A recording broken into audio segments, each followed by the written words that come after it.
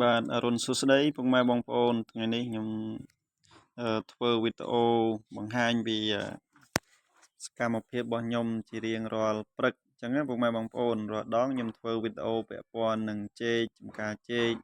ហើយនឹងល្ហុងចំការល្ហុងតែថ្ងៃនេះខ្ញុំចង់បង្វែរអារម្មណ៍ពុកម៉ែបងប្អូនហើយឃើញពីសកម្មភាពរបស់ខ្ញុំជាទម្លាប់ពេលព្រឹកឡើងជារៀងរាល់ព្រឹកហ្នឹងហើយព្រឹកឡើងខ្ញុំងើបមកខ្ញុំរៀបចំបោសសម្អាតមុខផ្ទះបែបហ្នឹងជារៀងរាល់ថ្ងៃពុកម៉ែបងប្អូនហើយពុកម៉ែបងប្អូនឃើញពូបងគាត់មកអង្គុយចាំហ្នឹងពុកម៉ែបងប្អូនគាត់មកអង្គុយចាំហូបកាខ្វេព្រឹកឡើងគាត់មកអង្គុយចាំហូបកាខ្វេហើយខ្ញុំអត់ទាន់បានបើកទ្វារផងគាត់មកអង្គុយចាំរាល់ព្រឹកហ្នឹងពុកម៉ែបងប្អូនព្រោះម្ចាស់ផ្ទះដេកក្រងើបពេកហ្នឹងហើយ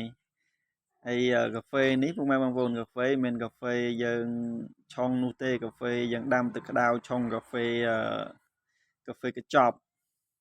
នៅនេះមានតែកាហ្វេកញ្ចប់ទេនៅភូមិខ្ញុំដោយអត់ទាន់មានអ្នកឆុងកាហ្វេយើងកាហ្វេគេលក់តាមតូបតាមម៉ាតតាមអីនោះទេអញ្ចឹងណា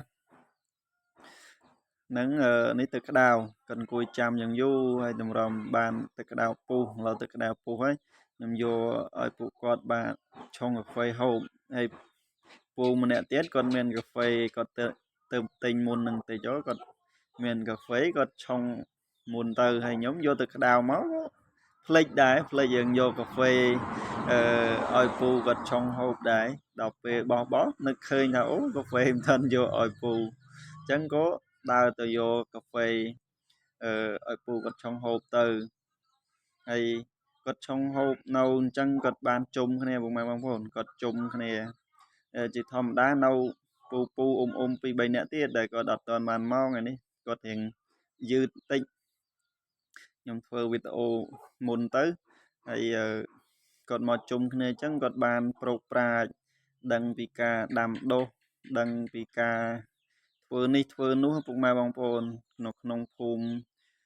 ស្រុកស្រែចំការយើងមានតែប៉ុណ្្នឹងទេហើយដល់ពេលគាត់ហូបកាហ្វេអីហើយអស់បានគាត់ចេញទៅធ្វើការរៀងខ្លួន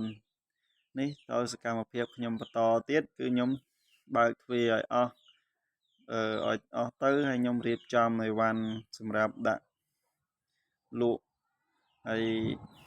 ធ្វើមកញើសពុកម៉ែបងប្អូនពេលព្រឹកឡើងធ្វើមកបាក់ញើសដែរនឹងបានធ្វើហើយដល់ពេល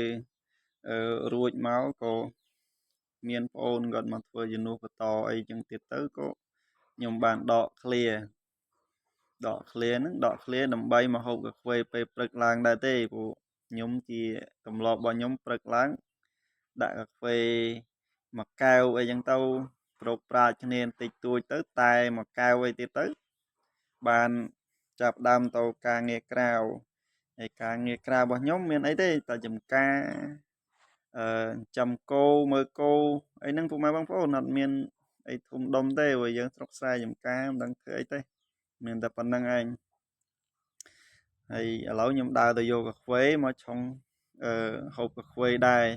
ប្រោកប្រាជ្ញមួយពួកគាត់លេងដើម្បីដឹងការងារបន្តទៀតធ្វើអីអញ្ចឹងណានឹងខ្ញុំឆុងហូបដែរហើយ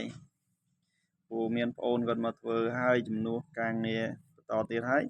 ខ្ញុំបានមានពេលមកអង្គុយលេងជជែកលេងមួយពូមួយអ៊ុំហ្នឹងហើយការងាររបស់ខ្ញុំព្រឹកឡើងតែប៉ុណ្្នឹងឯងពុកម៉ែបងប្អូនប៉ុណ្្នឹងហ្នឹងហើយអរគុណច្រើនសម្រាប់ពុកម៉ែបងប្អូនបានមើលវីដេអូរបស់ខ្ញុំហ្នឹងហើយខ្ញុំអរគុណច្រើនជម្រាបលា